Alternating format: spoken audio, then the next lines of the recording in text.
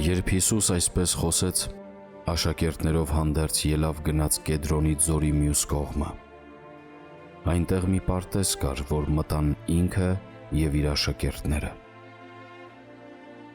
Ավետարան ըստ Հովհաննեսի։ Այժմ սկսում են Փրկչի չարչարանքները։ Բոլոր նախապատրաստությունները վերջացան։ Կատարվեց յուղով օծման ծեսը, այնուհետև զատիկը։ Վերջին խրատներն ու կարգադրություններն արդեն աշակերտներին տրված էին, սիրո և անձնվիրության խոսքերն ասված էին։ Մատնիչն արդեն դուրս էր եկել և Հիսուսն էլ գնում է իր թշնամիներին հանձնվելու։ Նա իր չարչարանքներից առաջ օրհներգում է Աստծուն։ Դրանով մեզ օրինակ է ցույց տալիս, որ մենք էլ մեր վշտի և տխրության պահին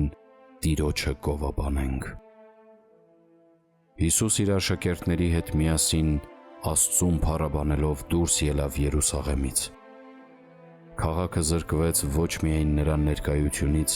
այլև ողորմությունից։ Այդ օրից այդ շքեղ քաղաքը դառնում է մի մեռած դի, վայրի արծիվների կերակուր, կորստյան վայր։ Օ հոգիս, արթուն եղիր և զգուշացիր, որ Տերը քեզ էլ իր ողորմությունից չզրկի։ Ամեն ջանք գործադրիր մեղքից հեռու մնալու համար, հակառակ դեպքում Տիրոջ ողորմությունից զրկվելով քո անունը կենաց գրքից կջնջվի։ Քրիստոսի արյունը մխիթարելու փոխարեն քեզ կդատապարտի։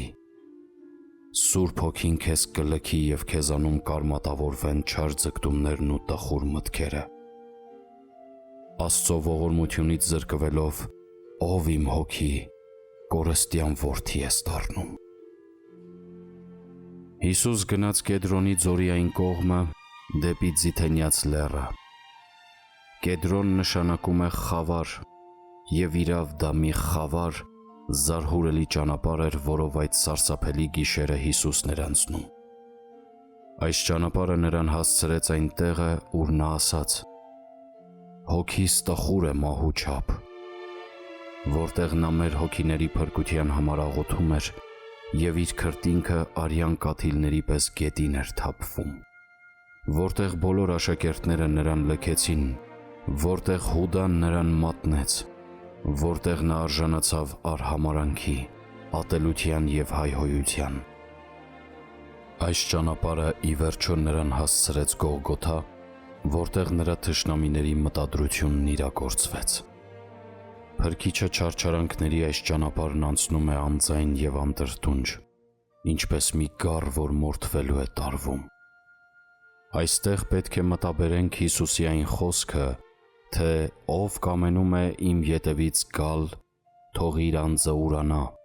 խաչը վերցնի և գա իմ ետևից։ Այո, ով ուզում է Քրիստոսի ճշմարիտ հետևորդը լինել, նրա պես անտրտունջ պետք է քայլի փորձությունների նեղ ճանապարհով։ Տիրոջ նվիրյալներն իրենց պատահած նեղությունների ժամանակ հավատի և հնազանդության օրինակն են մեզ ցույց տալիս, ինչպես օրինակ Աբրահամը Աստծո կամքին հնազանդվելով թողեց իր տունը, հայրենիքը և գնաց անծանոթ մի երկիր։ Հովսեփը ծախվելով եղբայրներից երկար տարիներ անտրտունջ, բանտի շղթաների մեջ անցկացրեց։ Դանիելը ապրեց խոր գբում, իսկ 3 մանուկները հնոցի մեջ։ Սուրբ Գրիգոր Լուսավորիչը 13 տարի խոր վիրապում անցկացրեց։ Տիրոջ այս ընտրյալներն իրենց կյանքի դժվարին պահերին միայնակ չէին։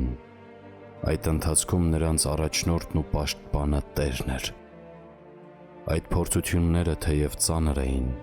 սակայն տանում էին դեպի փրկարար նպատակ։ Անապատով անցնող ճանապարհը տանում էր Ավետիաց երկիր,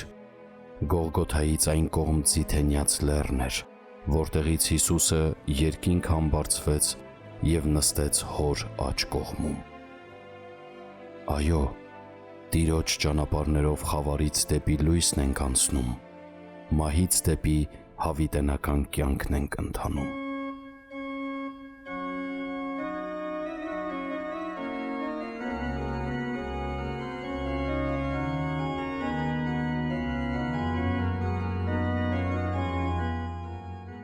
Ողորմած Աստված,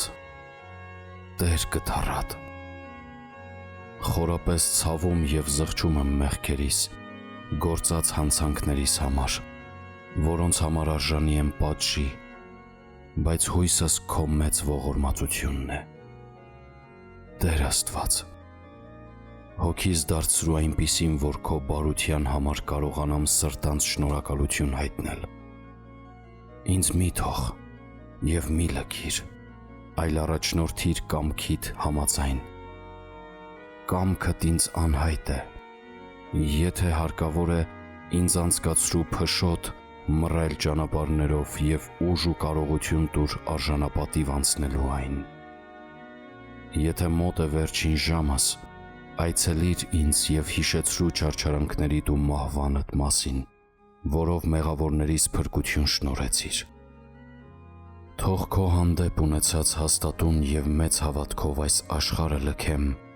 և ատյանի առջև կանգնեմ։ Ամեն։